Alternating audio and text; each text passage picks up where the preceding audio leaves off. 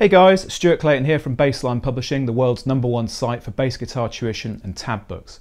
In this lesson I'm going to be teaching you how to play Flea's Bassline on the classic Red Hot Chili Peppers song Hump de Bump. Now if you click in the link in the description below, you'll be able to download a free full transcription of the track, and what I'm going to do first of all here is play you through the entire song, and then afterwards I'll be breaking it down section by section. Okay, let's get started.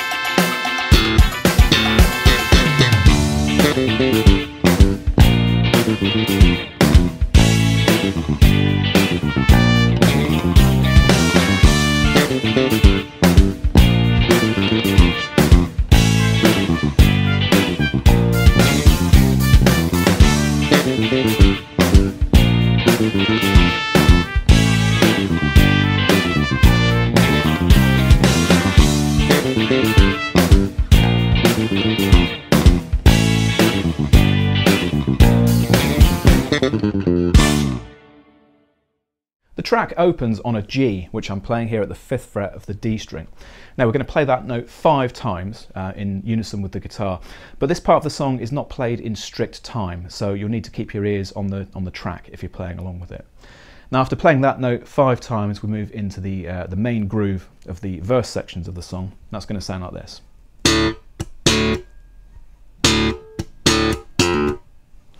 Okay, so what we're doing here is popping a D power chord. So the song is in the key of D minor, so the D power chord is very logical. So we're playing the open D string and the A at the 2nd fret of the G string. And we're popping both of those notes with the 1st and 2nd fingers of the picking hand. And you want to play those quite aggressively and keep them nice and short, nice and staccato. So we do one of those on beat 1 and then another one on the and of beat 2.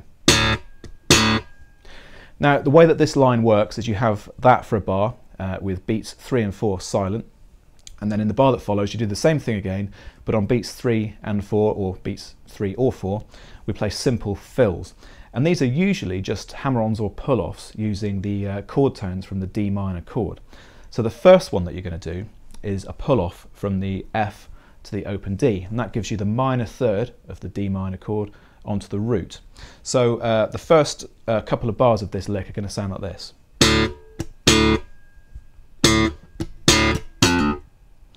Okay, now throughout the intro and verse sections, you're going to be doing much the same kind of thing, using various different hammer-ons and pull-offs. So you'll sometimes be using the C onto the open A. The C is the 7th, and the A is the 5th of the chord. So those notes are going to work perfectly. And you'll also use the upper C there at the 5th fret, pulling off to the G, which is a non-chord tone, but it's heard very briefly, so it doesn't clash. Now, the only important thing to really watch out for with this line is when you're playing these pull-off figures, use the second finger on your fretting hand, and that means if you do that, you'll be able to keep the first finger free to play that power chord, because sometimes the transition going from those hammer-ons and pull-offs back into the chord is quite quick. So if you always keep that first finger free to play the A, you should be in good shape. Okay, let's move on to the bridge. For the bridge section, we're carrying on with the idea that was introduced in the verse, but we're just adding a couple more notes.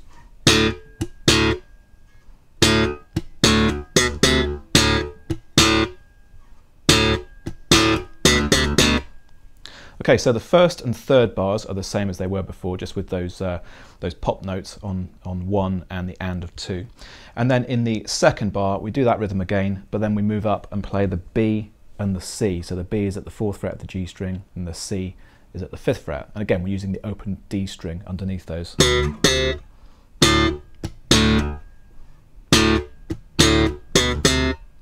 So in the second bar of the bridge, you just do B and the C. And then in the 4th bar of the bridge, we're going to do B, C, and then back to B, and then that's going to take us into the chorus of the song.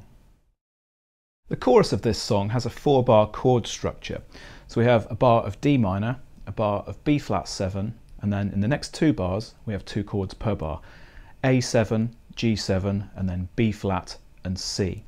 So in the first bar of the sequence, where we're playing over the D minor chord, we're going to play the following lick. So this line uses the D minor pentatonic scale, and we're going to play it for you slowly.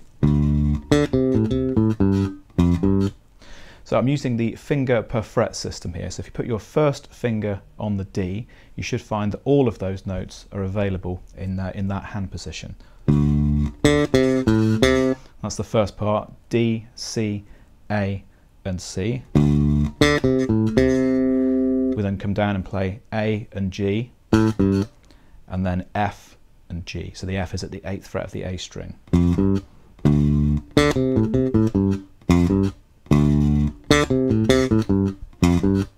And playing with the fingerstyle technique here, obviously, and you want to dig in quite hard on this line.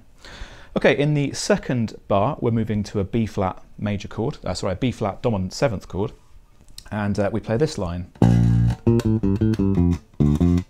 So again, this bar can be played using the finger per fret system if you put your second finger on the B flat at the 6th fret of the E string. That's the first part of the line. So we played that B flat, then the octave, we go down to the A and the G, and then back to the A. The A is a slightly unusual note here because the B flat 7 chord actually contains an A flat, but it doesn't appear to clash. And then we come down and play the G again onto the F, and then we finish that bar by playing the D onto the F. So it's a bar that's quite rich in chord tones, as was the previous bar. Okay, in the next bar, which is the third bar in the sequence, we move down to A dominant 7th for the first 2 beats, and we're just playing this phrase. So that's an A, and then we play octave A, down to the G, and then onto the E, and onto the D. We then move that pattern down 2 frets to the G and repeat it.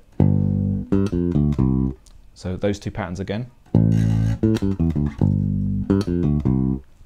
Then in the fourth bar of the sequence we have two chords, B flat and C. So we're going to move to the B flat down here at the first fret, and then we play the C at the third fret. So we're going to be playing the following line. Now these are essentially arpeggios with an added scale tone in them. So we play the B flat, open D, that's the third of the chord, E flat is the scale tone, and then we have the F, which is the fifth of the chord, like so. So you play two B flats and then the rest of those notes. And then we repeat that sequence on the C chord.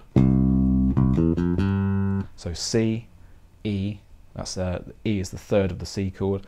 Then we have the F, which is the scale tone, and then we're up to the G, which is the fifth of the chord. Now at this point the line repeats, and the second time through it's exactly the same until the very final bar when we get to those B flat and C chords. And we're going to play that B flat phrase exactly the same, but then when we get to the C we're just going to play a quick C, and then we play a descending D blues scale lick.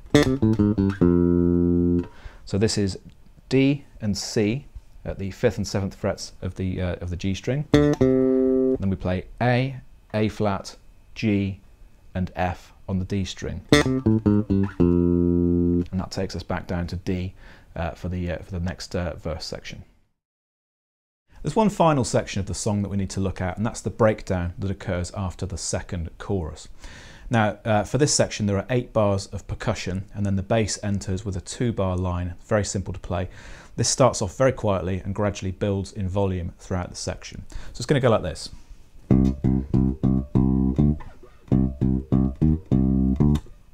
So in the first bar of that sequence we play 5 notes on the C, and then we move to the D, and you want to keep all of those C's nice and short, nice and staccato. And then the second bar of the sequence is pretty much the same thing, but we're going to involve an E flat just for a bit of harmonic variety. Okay, so those 2 bars again.